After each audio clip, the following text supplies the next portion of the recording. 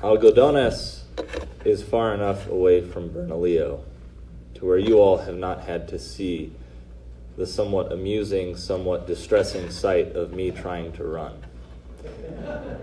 Every now and then, I realize my horizontal growth is outpacing my vertical growth, and so I might need to go and attempt exercise. And then I go for what I would call a run, but really to any observer is just hobbling in a certain direction. Now, the reason for it is I have a kneecap that is a free spirit. You know, it will not allow my body to tell it what direction it's supposed to go. It says, no, I think for myself. Instead of just moving up and down, I'll move side to side on you. I don't care what you think. And this kneecap, since I've been dealing with this injury since middle school, had 2 surgeries to try and fix it, and it's just being stubborn. It will not listen. I want it to go up and down the way that the body designed it to, and it will not listen. Well, having this knee problem my whole life, almost, it's led me to reflect a lot on how that seems like a good analogy for me of freedom. So often we buy into a lie about freedom. That freedom is that I get to do what I want, when I want, how I want, and that's when I'm truly free. And yet, the freest knee is not the one where the kneecap's going wherever it wants. It's where the kneecap goes where it was designed to go. Where the tendons and the muscles are healthy and strong enough to help it function the way it was designed to function. Well, how often will we accept that about a body part? Accept that about nature itself, even, to say like, oh yeah, nature has its way that it was designed, but not accept that about ourselves. We buy into the lie that I am most free when I'm doing whatever the heck I want, when in reality I'm most free when I'm able to do that for which I was designed. And there is this God who's created me, right? And he knows that for which I was made. He knows the intricacies of my being, me, uniquely, my weird personality. He gets it. And he knows for what he made me. And so I'm not most free when I forget about him and just do what I want. I'm most free when plugged into him, I let him guide me to do that for which I was designed. To be able to act in accord with my Creator and thus be able to come to full flourishing. And ultimately, what is it that all of us were made for? Any answers? What's that? Worship. Any other tries? To follow God, but to follow God where? To heaven. There we go. Out of the lips of babes and children will the truth come. All of us were made for heaven.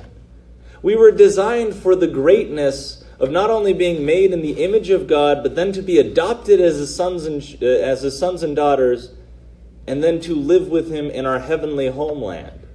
And yet, he gave us the great gift of free choice to accept or reject that for which we were designed. And that's the whole question of today's gospel. Someone asked Jesus, Lord, will only a few people be saved? Now, this question is asked in the abstract. It's almost as if this person who's asking the question is saying like, hey, so I heard there's a club of people who get to go to heaven. Am I maybe in the club of, just a few people who are definitely going to make it because I belong to this group? I have checked these boxes, and so obviously I'm going to be in heaven. And Jesus takes this question of, will a few people be saved? And he talks directly to the person asking it. He says, you strive to enter through the narrow gate. Right there off the bat, he says, don't worry about the others. Is it going to be a lot of them? Is it going to be a few of them? Worry about yourself. Are you going to be there? Are you living your life in such a way that you are accepting the invitation and saying, no matter how hard it's going to be, I'm going to accept this gift because that's what I was made for? He says, focus on what your answer to this invitation is going to be. After the master of the house has arisen and locked the door, then will you stand outside knocking and saying, Lord, open the door for us. Whew. What a you to place in there. This guy was just asking, are many going to be saved or few? And Jesus says, what if you reject the gift? And how is it that we reject this gift of heaven? Well, first of all, by having that wrong conception of freedom. Of thinking that freedom means, God, you have nothing to say about my life. Or there are aspects of my life where you and your church don't go in there. Because then the master of the house will say to you in reply, I do not know where you are from. And you will say, we ate and drank in your company and you taught in our streets. You know what they're saying there? I went to Mass. You ate and drank in our company. You taught in our streets. I checked the boxes, Lord, but how come you say that you don't know me? Friends, what Jesus is trying to get this person in the gospel and each of us today to reflect on is, am I letting God know me? Am I giving him entrance into every aspect of my life? Am I trying to subscribe to that view of freedom that says, Lord, I give you free reign because you know what I was made for. You know what's going to make me happiest, what's going to allow me to flourish. And so I'll let you direct my life. Or are there parts that are off limits for him? Do we maybe go through the external motions, but then when we go home, no prayer life? Because if that's the case, we're not letting the God for whom we were made know us. I mean, he knows us in his absolute knowledge as the creator, but he wants a relationship. He wants us to freely reveal to him, hey, this is the craziness in my life right now. I mean, look at my family. If that's not crazy enough, look at my friends. If they're not crazy enough, you got to meet my coworkers. Like, they are clinically insane. But sharing all that with him, having that daily checkpoint in prayer, that's how we get from the point of just checking the external boxes to really getting to know the Creator for whom we were made. And then that helps us to act with that freedom of doing what we were designed to do rather than just doing whatever we want. And when we act in that way of understanding freedom that has God involved, it leads to our deeper happiness, to us doing that which we desire in the depths of our hearts, not just our superficial passing desires. It allows us to acquire that kind of character that we would love to have. You know, the second reading, it said, my son, do not disdain the discipline of the Lord or lose heart when reproved by him. Who here ever got disciplined as a child? Oh, I disdained it. I disdained it a lot. And you know, when God still does it, I got to be honest with you, I still disdain it. Something goes wrong in my life, and I'm the biggest crybaby. I say, I'm trying to serve you, Lord. I'm trying to do your will, and here you go, thwarting my will. I wanted this, and I didn't get it. I didn't want this to happen, and that's exactly what happened. And I throw this hissy fit before the Lord, saying, how could you? How could you let this happen? And he's there standing as a good father saying, this is proof that I've claimed you as my son. The fact that I want to build up your character, that I care more about the person you become than just what happens to you in your life. You see, I have 9 nieces and nephews, 5 from one sister and 4 from another. They all live in the same area in Albuquerque, Rio Rancho. And when all of them are together, it is complete chaos, and I love it. But I treat them differently than I treat just random kids that I see in the store. One of my nieces or nephews acts up, guess what? I discipline them. I say, no, you can't do that. Sometimes that means a punishment of like, hey, all the other kids get to play right now, you don't. Now, I don't do it because I am a jerk to the people that I'm closest to. I do it because I love them, and I have invested in their character, in building up a good character in them so that they can grow up to not just be kind of overgrown little monsters, but they may grow up to flourish as human beings, to reach their potential, and to have good, joy-filled lives in society. Every parent here shares that burden of saying yeah, I wish I could just be my kid's best friend, but there are times that out of love for them, I have to say no. Out of love for them, I have to discipline them. And we get that at the natural level, but then when it comes to God, sometimes we forget that. We think no, God, I've already learned all my lessons. You don't have to discipline me anymore. But his discipline is not out of cruelty, but out of love.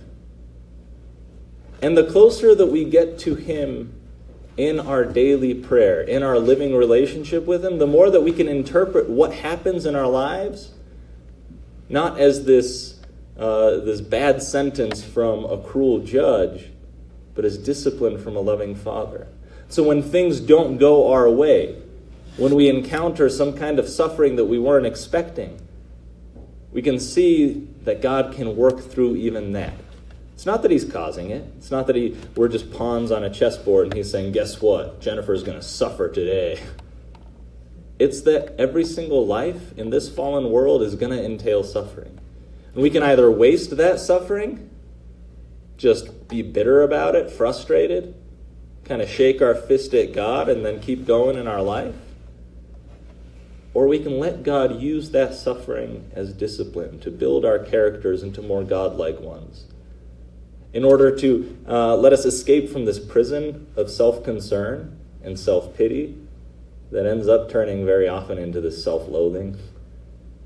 Because if we're always turned in on ourselves, guess what? We see that it ain't that pretty. He wants us to escape from that, and sometimes suffering is the discipline that he's willing to use so that we can finally be a little bit more other-centered, a little bit more open to the suffering of others, a little bit more compassionate with those in our lives, a little bit more patient with them, and then with ourselves as well.